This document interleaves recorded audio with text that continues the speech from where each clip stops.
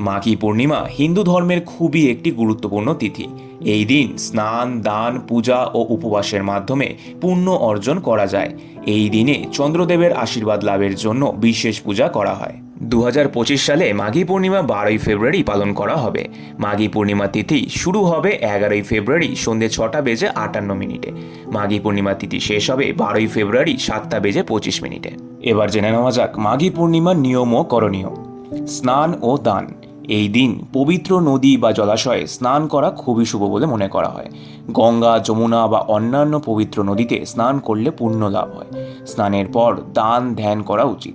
গরিবদের খাদ্য, বস্ত্র বা অর্থ দান করলে বিশেষ পুণ্য লাভ হয়। ব্রত ও উপবাস। অনেকেই এই দিনে উপবাস রাখেন এবং শুধু ফলমূল বা সাত্ত্বিক খাবার গ্রহণ করেন। সারা দিন উপবাস রেখে চন্দ্রদেবের পূজা করা হয়। পূজা ও মন্ত্র জপ।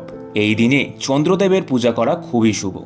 ওম সোমায় নমঃ মন্ত্র জপ করলে চন্দ্রের আশীর্বাদ লাভ করা যায়।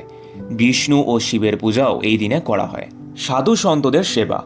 এই দিনে সাধু সন্তদের সেবা করা এবং তাদের আশীর্বাদ নেওয়া খুবই শুভ বলে মনে করা হয়। মহামৃত্যুঞ্জয় জপ। এই দিনে মহামৃত্যুঞ্জয় মন্ত্র জপ করলে রোগ ও দুঃখ থেকে মুক্তি মেলে।